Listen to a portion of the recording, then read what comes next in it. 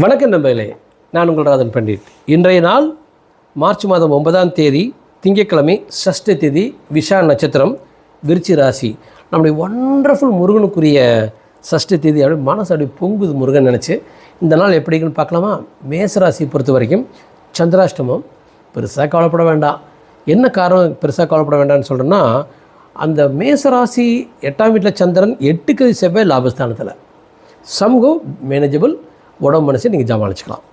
ரிஷபராசி பொறுத்த வரைக்கும் தொழிலுக்குரிய நாள், அறிவுக்குரிய நாள், உழைப்புக்குரிய நாள். மிதுன் ராசி பொறுத்த வரைக்கும் தொட்டதெல்லாம் தொடங்குது, அழகாக ஜெயிக்கிறீங்க, கடன் கவலை நோய் விலகுது அல்லது புது கடன் கிடைக்குது. கடகராசி பொறுத்த வரைக்கும் லாபத்திற்கு உரிய நாள், வெற்றிக்குரிய நாள், அருமையான நாள். சிம்மராசி பொறுத்த வரைக்கும் கொஞ்சம் நிம்மதி கெடுது, கொஞ்சம் சந்தோஷம் கெடுது. கணவன் மனைவி வாழ்க்கையிலையோ அல்லது தாயாருடையோ குழந்தைகளுடைய சின்ன சங்கடங்கள் ஏற்படுறதுக்கு வாய்ப்பு இருக்குது.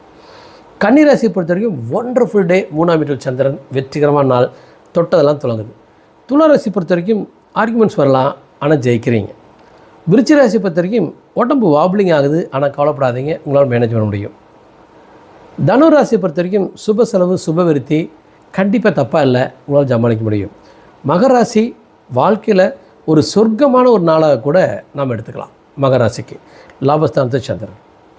கும்பராசி பொறுத்த வரைக்கும் கொஞ்சம் வருத்தப்படுறீங்க, கவலைப்படுறீங்க, ஆனால் தொழிலில் ஜெயிக்கிறீங்க, உடம்பு லைட்டாக வாப்ளிங் ஆகுது. மீனராசி one of the best day of your லைஃப்னு சொல்லலாம்.